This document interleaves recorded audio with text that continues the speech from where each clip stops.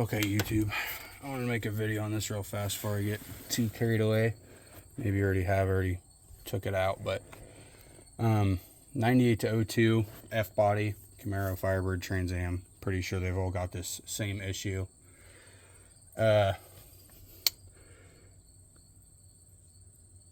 got a intermittently Windows radio doesn't work, kind of comes off and on whenever it wants to. Maybe you hit a bump or you shut the door just right and stuff will start working and stop working. And mine was pretty inconsistent. I mean, there'd be days on end where I could get in the car and the radio would work just fine and the windows would work, and other times if the radio didn't work, still factory radio by the way, if the radio did not work, then my windows would also not work, and I would know right away because the time or nothing would display on my radio. Could be different, you know, depending on your vehicle or whatever, but after doing some research, I figured out that the body control module was the culprit. Apparently it's pretty common.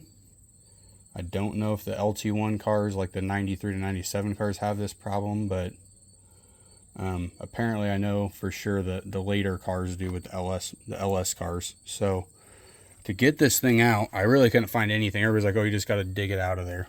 I'll see if I can turn my flash on to get a better, yeah. But this thing literally lives basically right behind the glove box, right up here in this bracket in between the glove box and your blower motor for your heater.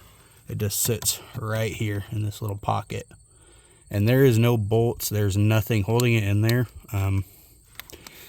Basically just has like some, you can kind of see there's like an arm right there with a little, like a little finger on it, and there's the same right here on this side. Pull the wires off first because there's a lot of pressure on the wires, and then you can kind of just get your hands up in there and push those, dig your fingers up in there and push those out, and you'll be able to pop this out of there. So this is all that it is. And apparently, from what I looked up, let's see if we can pop it open here. All there is some soldering joints in here that are broken. I did have this open already, so it did open a little harder than that, but I kind of stopped where I was to see if maybe I'd be able just to get it on video. But all it is some solder joints in this that are actually had come or must be broken or something, and this thing's not bolted in this box either. It literally just sits down in here is all it does. So if you pop this box open, just releasing these right here, you should be able to pull this whole computer chip out of here. If I remember correctly, I want to say it has something to do with one of these right here. The solder joints on the back side of one of those, supposedly that start to crack or get messed up.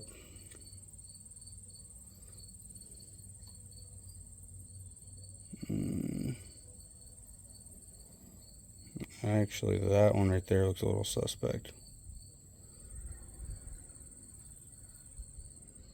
Let me see if I can get a better view of this. Hold on, let me set it down.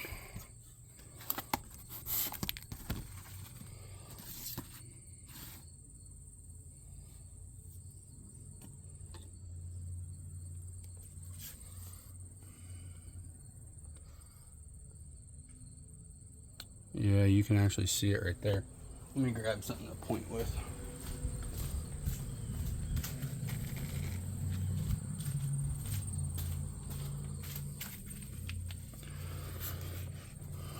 So, if you look at this one, you can actually tell that the solder is cracked all the way around this thing. I'm assuming that that's the problem. It's really hard to see on the camera. Oh yeah, you can see it right there actually really well. You can see there's a crack all the way around this, and it literally goes all the way around. The rest of them look nice. Apparently, from the way I understand it, what I looked up, it was these 5 big ones that caused this problem. And all the rest of these look great, but this one looks terrible actually. So I can flip it around to see the other side.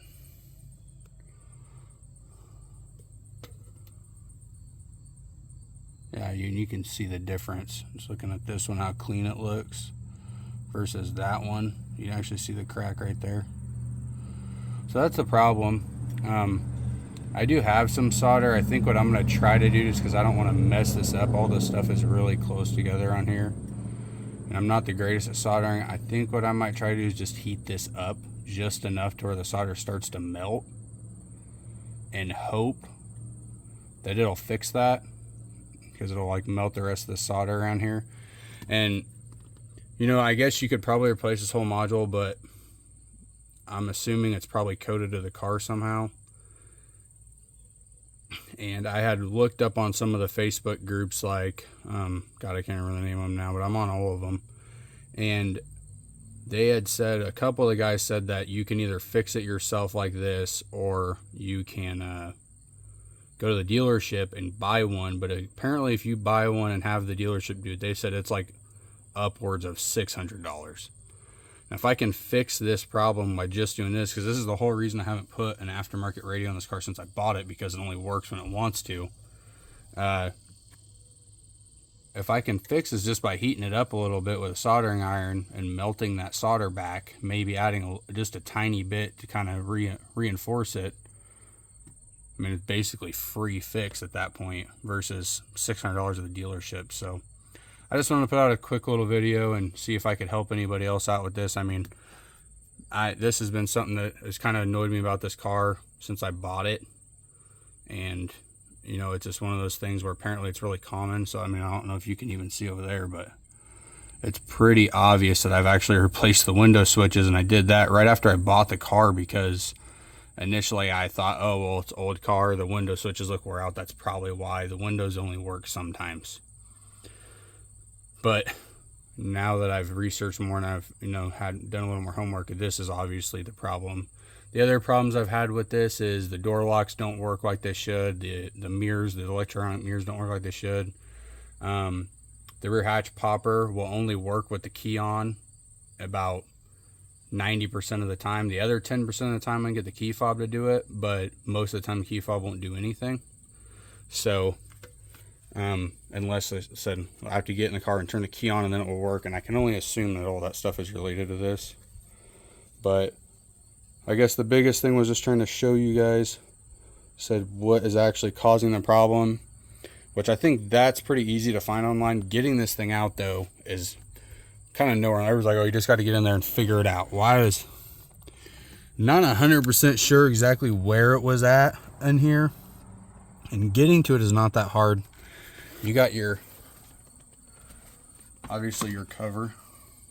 It's supposed to sit up in here like this underneath the dash. You're gonna have to pull that out. And I did pull this whole panel off the side right here. You got, I think, 3 or 4 Phillips head screws that are holding that on. And it'll give you a lot more room on the side. You'll have to pull this harness down because it's supposed to be in this loop right here. So you have to drop that down. This looks like maybe your antenna for the radio, and it's supposed to be snapped into this little hole right here. I pulled that out of the way to give myself a little more room. And this harness actually does plug in on this side to that body control module, but it also plugs in right here. Or no, it was right here. No, I'm right, sorry. It was right here. It plugs in right here also. So it must just be some sort of an extension harness, because it looks like the same exact plug-in on that side. But it also goes to the harness. This green side was all the way in between the side of the car, so you really could not get in there to release it. So I just unplugged it from here. I unplugged it from this end, pulled it out, and then took it out. It just made it a little easier. But so that's all I got today. So if this helps anybody out, it was worth making a little video to help somebody out. So I may do a update video to see if it does fix the problem I was having, but I'm pretty convinced that that's my issue right there. So